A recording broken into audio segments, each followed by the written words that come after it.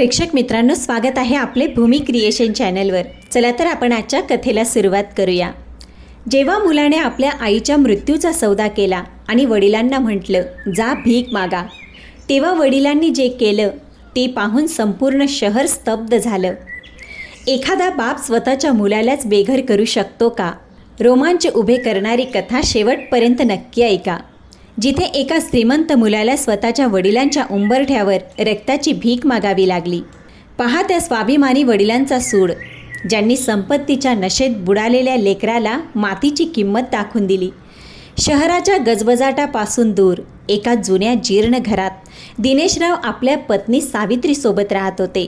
दिनेशरावांनी संपूर्ण आयुष्य एका सरकारी कार्यालयात साध्या शिपायाची नोकरी करत घालवलं होतं। त्यांचा पगार कमी होता, पण स्वप्न मात्र फार मोठी होती। त्यांनी स्वतः फाटकी बनियन घातली, स्वतः अनेक मैल पायी चालत बसचं भाडे वाचवलं, जेणेकरून त्यांचा मुलगा विजय शहरातील सर्वात मोठ्या शाळेत शिकू शकेल। विजय आज एक यशस्वी सॉफ्टवेअर इंजिनियर होता। त्याचं लग्न तन्वीशी झालं होतं, जी श्रीमंत घरातील मुलगी होती। लग्नानंतर विजयने शहरातील पॉश भागात एक मोठा बंगला घेतला, पण त्या बंगल्याच्या नेमप्लेटवर दिनेशरावांचं नावही नव्हतं। विजय आणि तन्वी त्यांच्या वेगळ्या जगात आनंदी होते, पण दिनेशराव आणि सावित्रीताई त्याच जुन्या घरात सगळ्या सुखसोयींच्या अभावात जीवन जगत होते। एका थंड रात्री अचानक सावित्रीताईंची तब्येत बिघडली। त्या जमिनीवर कोसळल्या आणि त्यांच्या तोंडातून फेस येऊ लागला। दिनेशराव अतिशय घाबरले। शेजारच्यांच्या मदतीने त्यांनी त्यांना रुग्णालयात पोचवलं। तपासणीनंतर डॉक्टरांनी अशी बातमी दिली की दिनेशरावांच्या पायाखालची जमीनच सरकली। दिनेशराव, सावित्रीताईंच्या हृदयात ब्लॉकेज आहेत, तात्काळ शस्त्रक्रिया करावी लागेल। त्याचबरोबर त्यांच्या दोनही किडन्या खराब होण्याच्या उंबरठ्यावर आहेत। सुमारे 10 लाख खर्च येईल आणि आपल्या हातात फार कमी वेळ आहे। 10 लाख? दिनेशरावांची सगळी आयुष्यभराची बचत त्यांनी विजयच्या शिक्षणावर आणि लग्नावर खर्च केली होती। त्यांच्याकडे आता फक्त ते जुनं घर उरलं होतं, ज्याची अवस्था इतकी खराब होती की ते विकायला महिने लागले असते। थरथरणाऱ्या हातांनी दिनेशरावांनी विजयला फोन लावला, पण फोन लागला नाही। त्यांना वाटलं ज्याच्यासाठी त्यांनी संपूर्ण आयुष्य अर्पण केलं, तो मुलगा या संकटात नक्कीच आधार देईन। दुसऱ्या दिवशी दिनेशरावांनी फाटक्या बनियनवर तोच जुना कुर्ता घातला, ज्याच्या बाह्यांचे धागे लोंबत होते। त्यांनी पत्नीच्या हातातील थरथर जाणवली आणि त्यांच्या डोळ्यातलं भय स्पष्ट दिसू लागलं। ते विजयच्या आलिशान बंगल्यावर पोचले। ड्रॉइंग रूममधील महागडा झुंबर आणि मखमली सोफा पाहून त्यांच्या डोळ्यात पाणी आलं। त्यांनी मनात विचार केला, माझा मुलगा किती मोठा माणूस झाला आहे, तो आपल्या आईला मरू देणार नाही। विजय आणि तन्वी नाश्ता करत होते। दिनेशरावांना पाहताच तन्वीच्या चेहऱ्यावर आठ्या पडल्या। बाबा, तुम्ही इथे? तेही न सांगता? विजयने कॉफीचा घोट घेत विचारलं। दिनेशरावांनी थरथरत्या आवाजात सगळं सांगितलं। बाळा, तुझी आई रुग्णालयात आहे। डॉक्टरांनी 10 लाख मागितले। माझ्याकडे काहीच उरलं नाही रे। फक्त यावेळी मदत कर, मी मरेपर्यंत तुझे हे उपकार फेडत राहीन। तन्वी बाजूलाच उभी राहून स्वतःच्या नखांकडे पाहत होती। तिला नात्यांची किंमत कधी शिकवलीच गेली नव्हती। तिच्यासाठी कुटुंब म्हणजे चांगले फोटो, पार्ट्या आणि प्रतिष्ठा। तिला दिनेशरावांचा तिटकारा नव्हता, तिला भीती होती तिच्या उच्चभ्रू मित्रांनी या शिपाई सासऱ्याला पाहू नये याची। तिने बनावटी हसत म्हटलं, अंकल, राग मानू नका, पण तुमच्यासारखे लोक असा विचार करतात की मुलं म्हणजे एक गुंतवणूक असते, जी म्हातारपणी परतावा देईल। विजयचं स्वतःचं आयुष्य आहे। आम्ही पुढच्या आठवड्यात युरोपला जात आहोत। तिथे आम्हाला मोठ्या क्लायंटला भेटायचं आहे। तुम्हाला वाटतं का आम्ही आमचं करिअर सोडून इथे हॉस्पिटलच्या फेऱ्या मारत बसावं? लोक काय म्हणतील? आणि ते शब्द उच्चारले, लोक काय म्हणतील। विजयने आधी पत्नीकडे आणि मग आपल्या बाबांकडे पाहिलं, ज्यांच्या डोळ्यात असहाय्यतेचे अश्रू होते। त्याने मान खाली घेतली आणि ते शब्द उच्चारले, जे कोणत्याही वडिलांसाठी मृत्यूपेक्षाही भयंकर होते। विजयने आपल्या रोलेक्स घड्याळात वेळ पाहिली। त्याच्या चेहऱ्यावर राग नव्हता, तर एक विचित्र अस्वस्थता होती। तो आपल्या आईचा तिरस्कार करत नव्हता, पण कॉर्पोरेट जगातील जीव घेण्या स्पर्धेने त्याला पटवून दिलं होतं की भावना म्हणजे फक्त व्यवसायातील तोटा। कॉफीचा घोट घेत तो थंड स्वरात म्हणाला, बाबा, आयुष्यात प्राधान्यक्रम समजून घ्या. मी भावनेच्या भरात माझं भविष्य पणाला लावू शकत नाही. 10 लाख ही काही छोटी रक्कम नाही आणि वैद्यकीय विज्ञान सांगतं की या वयात बरे होण्याची शक्यता जवळजवळ 0 असते. मग या ऑपरेशनचा काय उपयोग? बाबा, तुम्हाला माहीत आहे का एका शस्त्रक्रियेत किती धोके असतात? आणि तसंही आता आम्ही मध्यमवर्गीय राहिलो नाही. आता आम्हाला आमच्या गुंतवणुकीचा विचार करावा लागतो. याकडे व्यावहारिक दृष्टीने पहा. विजयला वाटत होतं की तो अतिशय तर्कसंगत बोलतो आहे. त्याला याची जाणीवसुद्धा नव्हती की तो स्वतःच्या आईच्या श्वासांची किंमत ठरवत होता. दिनेश रावांच्या पायाखालची जमीन सरकली. त्यांनी आपल्या मुलाच्या डोळ्यात पाहिलं. त्यांना तिथे तो मुलगा दिसला नाही ज्याला त्यांनी अंगाई गीत गाऊन झोपवलं होतं. त्याऐवजी त्यांना दगडाची मूर्ती दिसली. दिनेश रावांना विजयचा राग आला नाही. उलट त्यांच्या मनात खोल अपराधीपणाची भावना भरून आली. त्यांनी जड आवाजात म्हटलं, विजय, तुला अधिकारी बनवण्यासाठी मी रात्रंदिवस मेहनत केली रे. पण बहुतेक तुला माणूस बनवायलाच मी विसरलो. तुला उंच इमारती बांधायला शिकवलं, पण त्या इमारतीत राहणारं हृदय द्यायला विसरलो. आज मला तुझ्याबद्दल कोणतीही तक्रार नाही रे बाळा. मला स्वतःबद्दल तक्रार आहे. माझ्या संगोपनात अशी कोणती उणीव राहिली की तू नातेसंबंधांनाही व्यवहाराच्या तराजूत तोलायला शिकलास? तन्वी उठली, दार उघडलं आणि कटू स्वरात म्हणाली, बघा बाबा, जर तुम्हाला इतके पैसे हवे असतील तर जाऊन मंदिराबाहेर भीक मागा. कदाचित कोणाला तुमची दया येईल. पण आमच्याकडून काही अपेक्षा ठेवू नका. आमची घरची शांतता भंग करू नका. विकास शांत उभा राहिला. त्याने आपल्या पत्नीला आपल्या वडिलांना ढकलून बाहेर काढताना पाहिलं, पण एक शब्दही बोलला नाही. दिनेश राव बंगल्याच्या संगमरवरी पायऱ्यांवर उभे होते. उन्हाची कडक झळ त्यांच्या वृद्ध शरीराला भाजत होती, पण घरातील थंडावा त्याहून अधिक जीवघेणा होता. तन्वीने दार बंद केलं आणि तिचे भीक मागा हे शब्द दिनेश रावांच्या कानात एखाद्या चपराकेसारखे घुमले. त्यांनी आपला खिसा चाचपला. त्यात औषधांची एक जुनी चिठ्ठी होती आणि सावित्रीचा एक धुसर फोटो. त्यांनी वर निळ्या आकाशाकडे पाहिलं. त्यांच्या डोळ्यात अश्रू नव्हते, फक्त एक कडवटपणा होता. त्यांनी वळून त्या बंगल्याकडे पाहिलं, जो त्याच्या रक्तघामाच्या कष्टांनी उभा राहिला होता. त्यांनी मनात म्हटलं, विजय, तू मला भीक मागायला सांगितलंस. तू त्या आईला नाकारलंस, जिच्या कुशीत राहून तू जग पाहिलंस. तू आपल्या आईच्या श्वासांचा सौदा केलास. ठीक आहे बाळा, आता हा बाप भीक मागेल, पण पैशांची नाही, तुझ्या अहंकाराची राख मागेल. त्यांनी आपल्या थरथरणाऱ्या बोटांनी घाम पुसला आणि जड पावलांनी त्या रस्त्याकडे निघाले, जिथे धूळ आणि तिरस्कार त्यांची वाट पाहत होते. दिनेश रावांचा विश्वास तुटला होता. ज्या मुलाला त्यांनी आपलं सर्वस्व दिलं, त्याने त्यांना भीक मागा असं म्हटलं. खचणारे, पण आता दिनेशराव खचणारे नव्हते. त्यांनी असा निर्णय घेतला जो केवळ सावित्रीचा जीव वाचवणार नव्हता, तर विजयला असा धडा शिकवणार होता, ज्याची त्याने स्वप्नातही कल्पना केली नव्हती. त्यांच्या मनात एक अशी योजना आकार घेत होती, जी विजयच्या पायाखालची जमीन सरकवून टाकणार होती.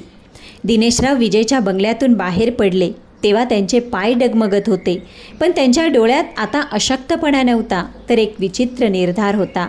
ते थेट रुग्णालयात गेले नाहीत, कारण त्यांना माहीत होतं की रिकाम्या हाताने गेल्यावर सावित्रीचे श्वास परत येणार नाही. ते शहरातील सर्वात जुने आणि हुशार वकील मिस्टर खरे यांच्याकडे पोहोचले. खरे साहेब दिनेश रावांचे बालमित्र होते आणि त्यांच्या प्रामाणिकपणाचे चाहते सुद्धा होते. खरे साहेबांनी जेव्हा सगळी गोष्ट ऐकली तेव्हा ते संतापाने थरथर कापू लागले. दिनेश, त्या नालायकाने तुला हे सांगितलं की भीक माग. ज्याला तू बोट धरून चालायला शिकवलंस, तो आज तुला रस्ता दाखवतोय. दिनेशने आपल्या कोरड्या डोळ्यांनी खरे साहेबांकडे पाहिलं. खरे, आता रडायची वेळ निघून गेली. सावित्री रुग्णालयात मृत्यूशी झुंज देत आहे आणि माझ्या रक्तानेच मला नाकारलं. मला सांग, त्या जुन्या वडिलोपार्जित घराची कागदपत्र अजूनही माझ्याच नावावर आहेत का? खरे साहेबांनी आपल्या कपाटातून काही फाईल्स काढल्या. हो, ते घर अजूनही तुझ्याच नावावर आहे. विजयने अनेकदा ते आपल्या नावावर करून घेण्याचा प्रयत्न केला होता, पण तू नकार दिला होतास. पण दिनेश, त्या घराची अवस्था इतकी वाईट आहे की ते विकून तुला 2-3 लाखांपेक्षा जास्त मिळणार नाही. ऑपरेशनसाठी 10 लाख हवे आहेत. दिनेश रावांच्या चेहऱ्यावर वेदनादायी हास्य उमटलं. खरे, त्या घराच्या भिंती जरी जुन्या झाल्या असल्या पण त्याच्या पायात माझ्या वडिलांनी असं काही साठवून ठेवलं आहे जे फक्त मलाच माहीत आहे. मरणापूर्वी त्यांनी सांगितलं होतं, दीना, कधी फार मोठं संकट आलं तर घराच्या मागच्या बाजूच्या विहिरीजवळच्या कोठडीची जमीन खण. मला वाटलं होतं ते वेडेपणाचं बोलणं आहे, पण आज माझ्या पत्नीचा जीव पणाला लागला आहे. खरे साहेब दचकले. म्हणजे काय? तिथे एखादा खजिना आहे का? खजिना नाही, जमिनीची किंमत आहे. दिनेशराव म्हणाले, तो परिसर आता कमर्शियल हब झाला आहे. माझ्या वडिलांनी तिथल्या नोंदणीत काही तांत्रिक गुंतागुंत करून ठेवली होती. जर मी ती जमीन एखाद्या मोठ्या कंपनीला लीजवर दिली तर एका रात्रीत कोट्यावधी मिळू शकतात. पण मला पैसा नको, मला न्याय हवा आहे. दिनेशरावांनी वकिलांकडून काही महत्त्वाची कागदपत्र तयार करून घेतली आणि घरी परतले. त्यांनी आपल्या कपाटातून सर्वात फाटके आणि जुने कपडे काढले, चेहऱ्यावर धूळ माखली आणि एक वाटी घेऊन शहरातील त्याच चौकात जाऊन बसले जिथून विजयची गाडी रोज जात असे. ते चौकात बसले होते तेव्हा ते रडत नव्हते. त्यांचे डोळे निर्जीव झाले होते. भीक मागताना त्यांनी आपला चेहरा लपवला नव्हता. उलट त्यांची इच्छा होती की विजयने त्यांना पाहावं. हा त्यांचा मूकबंड होता. ते खरोखर भीक मागू लागले. लोक त्यांना धिक्कारत होते. काही जण सुट्टे पैसे फेकत होते. पण दिनेशरावांची नजर मात्र विजयच्या पांढऱ्या ओडी गाडीवर खिळली होती. संध्याकाळी विजय ऑफिसमधून परतत होता. त्याची नजर रस्त्याच्या कडेला बसलेल्या त्या वृद्ध व्यक्तीवर पडली. त्याने ओळखलं की ते त्याचे वडील आहेत. तन्वीसुद्धा सोबत होती. ती तिरस्काराने म्हणाली, बघ विजय, तुझ्या डॅडने खरंच भीक मागायला सुरुवात केली आहे. किती लाजिरवाणी गोष्ट आहे. आपल्या स्टेटसचं काय होईल? विजयने गाडी थांबवली आणि बाहेर येऊन ओरडला, बाबा, हा काय तमाशा आहे? घरी जा, लोक माझी चेष्टा करत आहेत.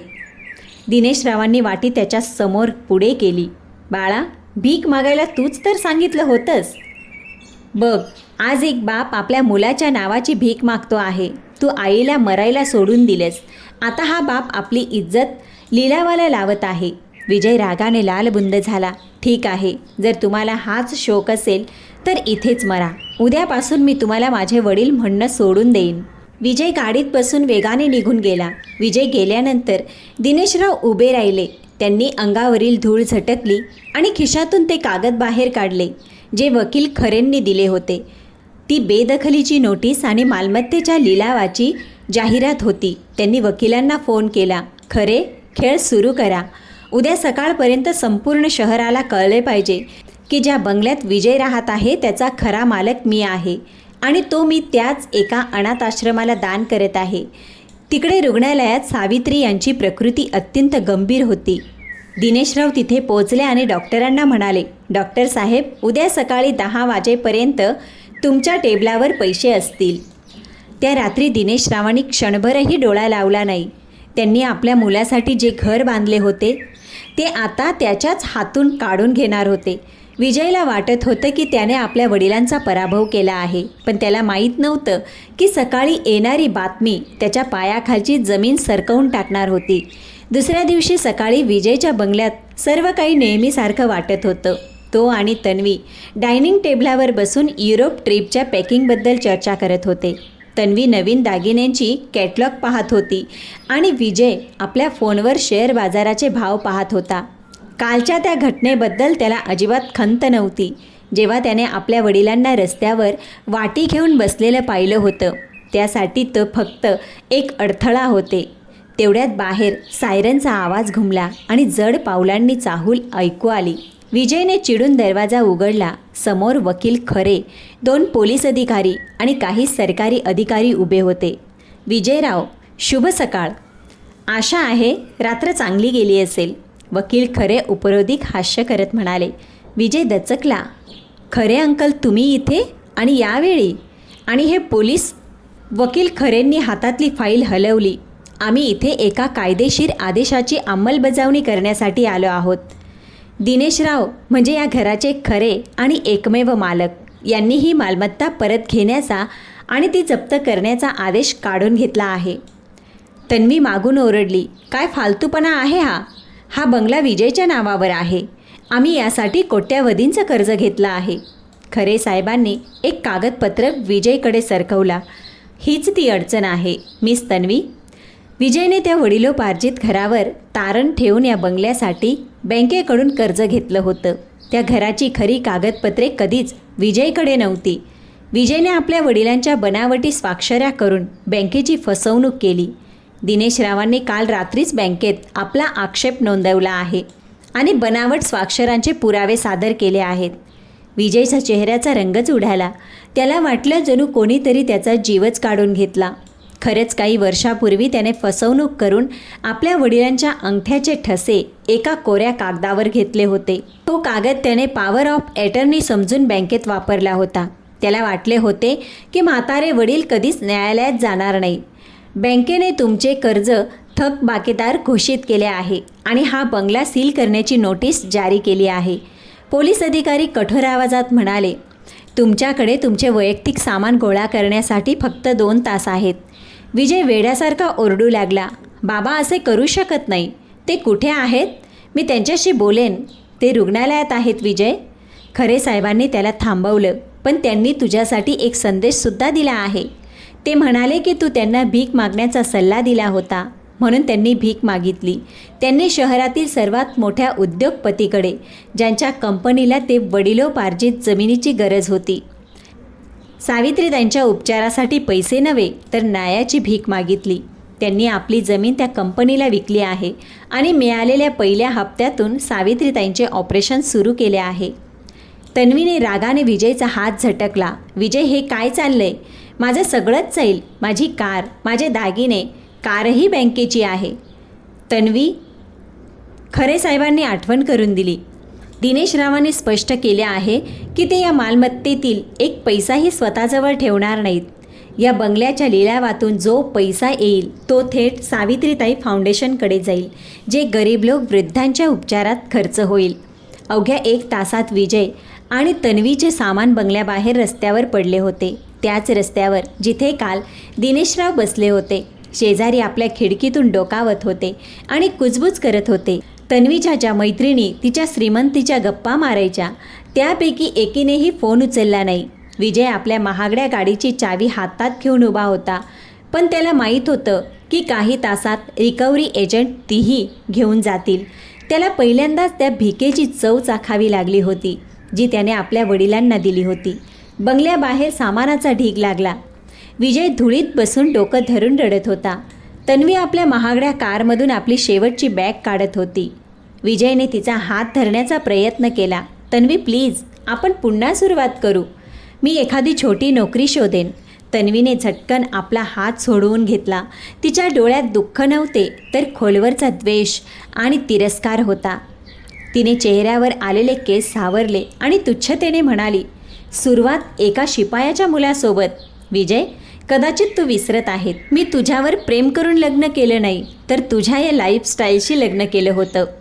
फुटपाथ शेअर करण्यासाठी जन्माला आलेली नाही मी. तुझा हा मध्यमवर्गीय भावनिक ड्रामा कुठे दुसरीकडे जाऊन कर. तिने आपली बॅग उचलली. एका टॅक्सीवाल्याला बोलावलं. विजय, मी माझ्या डॅडच्या घरी जात आहे. तुझ्याकडे पुन्हा काही उरेल तेव्हा फोन कर. मी एका भिकाऱ्यासोबत राहू शकत नाही. तिने टॅक्सीचा दरवाजा जोरात आपटला आणि तो आवाज विजयच्या हृदयावर दगडासारखा आदळला. विजयला पहिल्यांदाच जाणीव झाली की काचेसारख्या नाजूक नात्यासाठी त्याने सोन्यासारख्या आईला पणाला लावले होते. तो स्तब्ध उभा राहिला. ज्या पत्नीकरता त्याने स्वतःच्या आईला मरण्यासाठी सोडून दिले होते तिनेच त्याला एका क्षणात नाकारले. रुग्णालयाच्या पांढऱ्या कॉरिडॉरमध्ये फिनाईलचा वास आणि यंत्रांच्या बीप पीप आवाजांमध्ये एक विचित्र शांतता पसरली होती. ICUच्या बाहेर दिनेशराव एकटे बसले होते. त्यांच्या चेहऱ्यावर थकवा होता पण पराभव नव्हता. त्यांना आपल्या पत्नीचे थंड आणि निश्चल हात आठवले. अचानक त्यांच्या डोळ्यांसमोर भूतकाळातील एक दुपार तरळून गेली. तेव्हा विजय 5 वर्षाचा होता. त्याची नवीनच शाळा सुरू होणार होती. पण दिनेश रावांच्या शिपायाच्या नोकरीतील अर्धा पगार औषधांवर खर्च झाला होता. विजय रडत होता कारण त्याच्याकडे दप्तर नव्हते. सावित्रीताईंनी एका क्षणासाठी आपली एकमेव चांगली सुती साडी पाहिली. तीच साडी तिला लग्नात मिळाली होती. तिने कोणताही संकोच न करता कात्री उचलली आणि ती साडी मधोमध फाडून टाकली. त्या दुपारी सावित्रीने स्वतःच्या हातांनी सुई दोऱ्याने टोचणे सहन करत विजयसाठी एक पिशवी शिवली होती. स्वतःची साडी अर्पण करून तिने आपल्या मुलाच्या स्वप्नांना आधार दिला होता. आज तोच विजय त्या आईच्या रक्तासाठी पैसे द्यायलाही कचरत होता. तेवढ्यात डॉक्टर बाहेर आले आणि चष्मा काढत म्हणाले, दिनेशराव अभिनंदन, शस्त्रक्रिया यशस्वी झाली आहे. सावित्रीताई आता धोक्याच्या बाहेर आहेत. हे एखाद्या चमत्कारापेक्षा कमी नाही की अगदी वेळेवर पैशांची व्यवस्था झाली. दिनेशरावांनी हात जोडून देवाचे आभार मानले. त्यांच्या डोळ्यातून जे अश्रू वाहिले ते असहाय्यतेचे नव्हते तर विजयाचे होते. त्याच वेळी रुग्णालयाच्या गेटमधून एक मुलगा अडखळत आत आला. त्याचे केस विस्कटलेले होते, शर्टची बटणे उघडली होती आणि चेहऱ्यावर भीती स्पष्ट दिसत होती. हा विजय होता. कालचा श्रीमंत व्यवस्थापक आज एखाद्या बेवारस माणसासारखा दिसत होता. तन्वीने त्याला सोडून दिले. बँकेने त्याचा फोन आणि घर सर्व काही जप्त केलं. आता त्याच्याकडे स्वतःच्या आईकडे परतण्याशिवाय दुसरा कोणताही मार्ग नव्हता.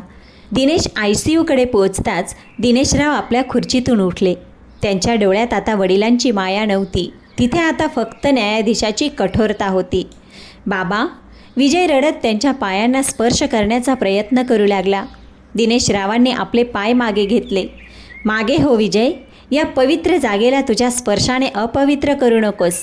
बाबा, मला माफ करा, माझ्याकडून खूप मोठी चूक झाली आहे बाबा. तन्वीने मला सोडलं, माझं घर गेलं, मी रस्त्यावर आलो आहे बाबा. मला आईला भेटू द्या, फक्त एकदा भेटू द्या. विजय हुंदके देत रडू लागला. दिनेशरावांच्या आवाजात एक अशी घणाघाती धार होती की वॉर्डमधील प्रत्येकाचे लक्ष त्यांच्याकडे गेले. तू आईला भेटायला आला आहेस की त्या छताच्या शोधात आला आहेस जे तू स्वतःच पाडून टाकलं? विजय, तूच मला म्हणाला होतास की आईचं वय झालं आहे, तिला मरू द्यायला हवं. तू माझ्या हातात भिकेचं भांडं दिलं होतंस ना रे. आज जेव्हा तुझ्याकडे स्वतःच्या अहंकाराला जपण्यासाठी पैसे उरले नाहीत तेव्हा तुला आईची आठवण झाली. नाही बाबा, मी खरंच लाजीरवाणा आहे. विजय विनवणी करत राहिला. ही लाज नाही, हा तुझ्या पराभवाचा भय आहे. दिनेशराव कडवटपणे म्हणाले, जोपर्यंत तुझ्याकडे बंगला आणि गाडी होती तोपर्यंत तू या आईला एकदाही फोन केला नाहीस. तू स्वतःच्या रक्ताचा सौदा केलास. आता जा, त्याच जगात परत जा जिथे तू मला पाठवलं होतंस. ज्या मुलाने आईच्या श्वासांसाठी एक पैसाही दिला नाही, त्याला त्या आईचा चेहरा पाहण्याचा काहीच अधिकार नाही. वॉर्ड बॉय आणि परिचारिका सगळे हे पाहत होते. विजयने खिडकीच्या काचेतून आत पाहिलं. तिथे सावित्रीताई ऑक्सिजन मास्क लावून बेशुद्ध पडल्या होत्या. त्याने काचेवर हात ठेवला, पण दिनेशरावांनी त्याचा हात झटकून टाकला. इथून निघून जा विजय. डॉक्टर, पोलिसांना बोलवा, या माणसाला इथून बाहेर काढा. हा माझ्यासाठी आधीच मेलेला आहे. सुरक्षा रक्षकांनी विजयला धक्के देत रुग्णालयाबाहेर काढलं. तो रुग्णालयाच्या पायऱ्यांवर कोसळला. कालपर्यंत तो लाखोंचे व्यवहार करत होता. आज त्याच्याकडे एका कप चहाचे पैसेसुद्धा नव्हते. त्याने आपल्या जुन्या मित्रांना फोन करण्याचा प्रयत्न केला, पण सगळ्यांनी त्याला फसवणूक करणारा आणि अपशकुनी म्हणत फोन कट केला. तो त्याच चौकात पोचला जिथे काल दिनेशराव बसले होते. त्याला भूक लागली होती. त्याचा घसा कोरडा पडला होता. त्याने एका नळातून पाणी तर प्यालं आणि एका दुकानाबाहेर ठेवलेल्या रिकाम्या बेंचवर जाऊन बसला. त्याला आठवलं की त्याची आई त्याच्या मागे मागे दुधाचा ग्लास घेऊन धावत असायची आणि त्याच्या वडिलांनी स्वतःच्या औषधांचे पैसे वाचून त्याची महाविद्यालयाची फी भरली होती. त्या रात्री विजयला खरी भीक म्हणजे काय असते ते समजलं. त्याने पैशांची भीक मागितली नव्हती. त्याने स्वतःच्या आत्मसन्मानाची भीक मागितली होती. तो त्याच शहरात होता जिथे कालपर्यंत तो राजा होता, पण आज तो एखाद्या भिकाऱ्यापेक्षाही वाईट अवस्थेत होता. रुग्णालयाच्या खोलीत सावित्रीताईंनी हळूहळू डोळे उघडले. पांढरं छत आणि आजूबाजूच्या यंत्रांचे आवाज यांनी त्यांना जाणवलं की त्या मृत्यूच्या दारातून परत आल्या आहेत. त्यांच्या उशाशी दिनेशराव बसले होते. त्यांच्या चेहऱ्यावर थकवा आणि समाधान यांचा मिश्र भाव होता. दीना, विजय कुठे आहे? तो आला नाही का? सावित्रीताईंच्या आवाजात एका आईची ती चिरपरिचित माया होती जी स्वतःच्या जखमांपूर्वी आपल्या लेकराची खबर विचारते. दिनेशरावांचा चेहरा कठोर झाला. त्यांना खोटं बोलायचं नव्हतं, पण सत्य इतकं कडू होतं की सावित्रीताईंचं अशक्त हृदय कदाचित ते सहन करू शकलं नसतं. तरीही त्यांनी मन कठोर केलं आणि सावित्रीताईंचा हात हातात घेतला. सावित्री, ज्या मुलाला तू शोधत आहेस तो आता मेला आहे.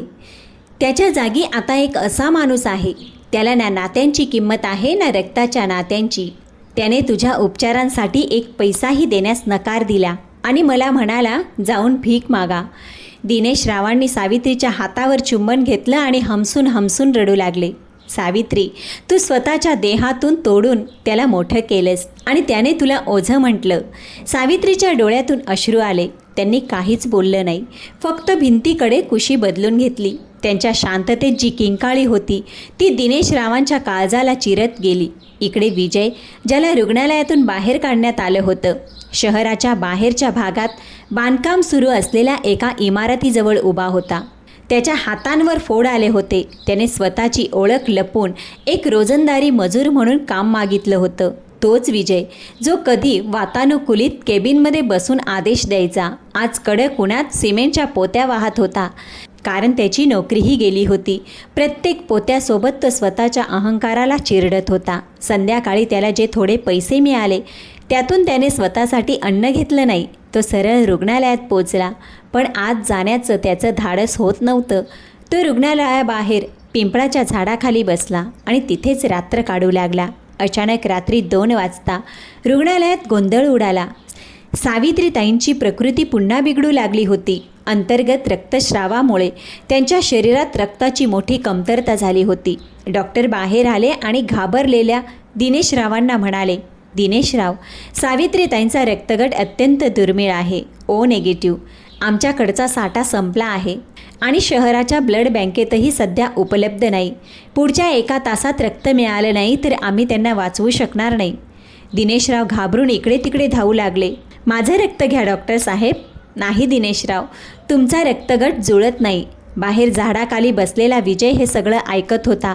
त्याला माहीत होतं की त्याचा रक्तगट त्याच्या आईसारखाच आहे. त्याने आपल्या फाटलेल्या शर्टाची बटणं लावली आणि मान खाली घालून हळूच ब्लड बँकेच्या कॅबिनमध्ये शिरला. मला रक्त द्यायचं आहे, ओ निगेटिव्ह. विजयने नर्सला सांगितलं. नर्सने त्याची फाटकी हालाकीची अवस्था पाहिली आणि विचारलं, तू कोण आहेस? कोणासाठी देणार आहेस? विजयने डोळे खाली घालून म्हटलं, मी कुणीच नाही, फक्त माणुसकी म्हणून देतो आहे. कृपया लवकर करा, त्या आईचा जीव वाचवायचा आहे. रुग्णालयाच्या रक्तदान कक्षात निळसर दुधाळ प्रकाशाखाली विजय एका जुन्या स्ट्रेचरवर झोपला होता. मजुरीमुळे त्याचे हात खरबडीत झाले होते आणि नखांमध्ये अजूनही सिमेंटची धूळ अडकली होती.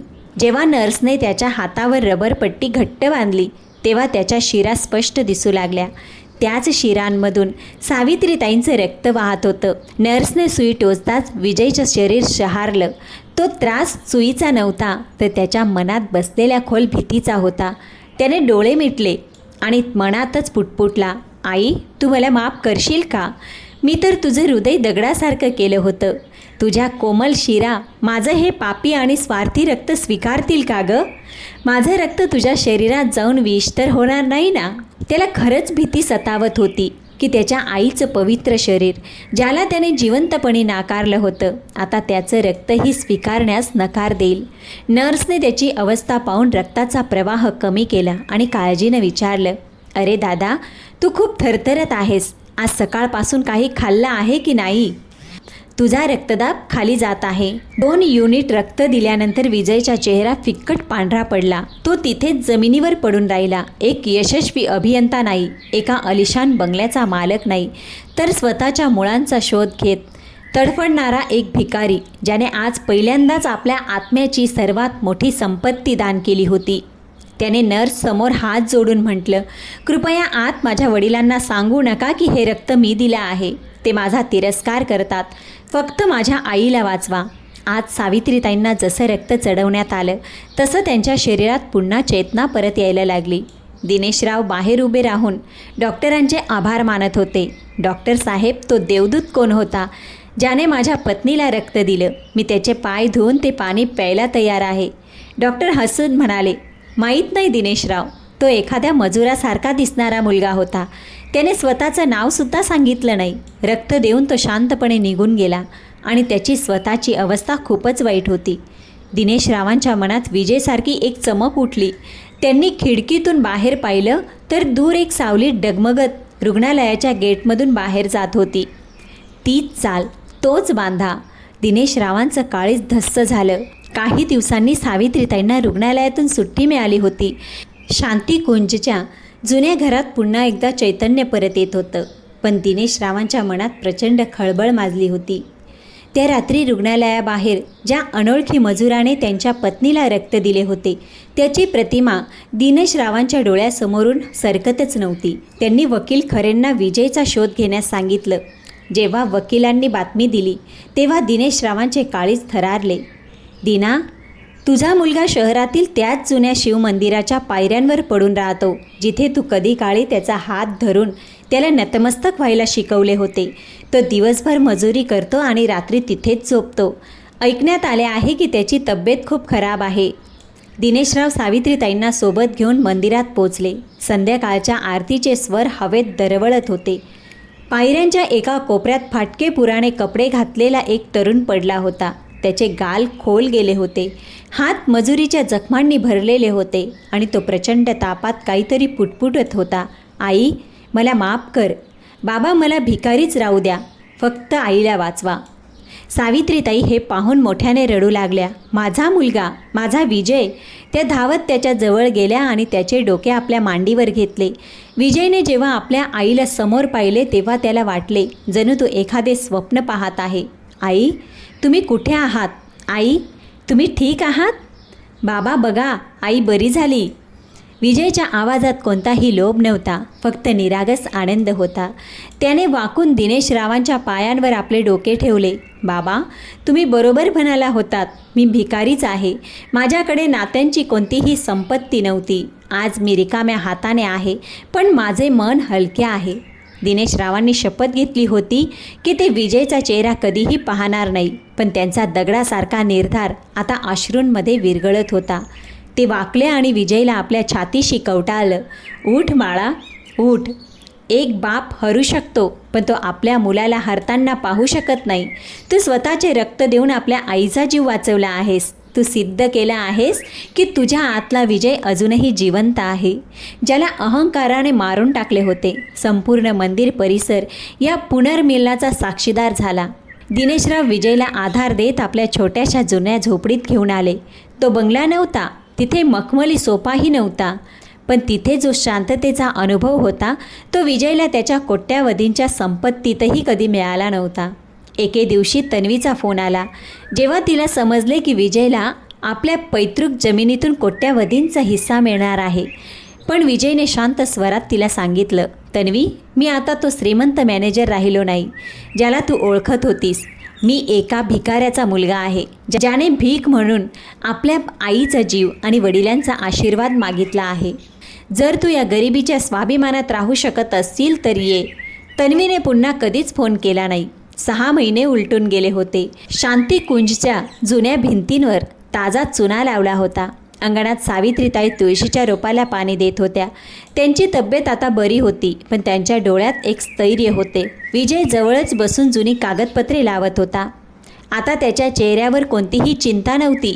मजुरी आणि छोट्या कोडिंगच्या कामातून त्याने जे थोडेफार कमावले होते त्यातून त्याने घरात एक छोटीशी ग्रंथालय तयार केली होती. पण यावेळी त्याचा उद्देश पैसा कमवणे नव्हता, तर आपल्या वडिलांच्या सावित्री फाउंडेशनला पुढे नेणे हा होता. संध्याकाळी जेव्हा दिनेशराव मंदिरातून परत आले तेव्हा विजयने त्यांचे बूट बाजूला ठेवले आणि त्यांचे पाय दाबू लागला. कोणतीही मोठी गाडी नव्हती, कोणताही गोंधळ नव्हता, फक्त पंख्यांचा मंद आवाज आणि स्वयंपाकघरातून येणाऱ्या खिडकीचा सुगंध होता. दिनेश रावांनी विजयच्या डोक्यावर हात ठेवला. आज विजयच्या डोळ्यात चमक नव्हती, तर एक शांतता होती. आता त्याला कोट्यावधींच्या व्यवहारांची हाव राहिली नव्हती. त्याला फक्त याच गोष्टीचं समाधान होतं की आज रात्री तो झोपेल तेव्हा त्याला आपल्या आईच्या श्वासांचा आवाज ऐकू येईल. पैसा गेला होता, पण कुटुंब पुन्हा मिळालं होतं. संध्याकाळच्या आरतीचे स्वर हवेत मिसळत होते, जणू वरचा देवही त्या छोट्याशा घराच्या शांततेवर हसत होता. तुम्ही ही कथा कुठून पाहत आहात? आपल्या ठिकाणाचे नाव कॉमेंट बॉक्समध्ये नक्की लिहा. आशा करते तुम्हाला आजची कथा आवडली असेल. प्रेक्षक मित्रांनो, आजची कथा जर का तुमच्या मनाला भिडली असेल तर व्हिडिओला लाईक, चॅनलला सबस्क्राईब अवश्य करा आणि हाईप करायला विसरू नका. चला तर भेटूया पुढच्या कथेसोबत.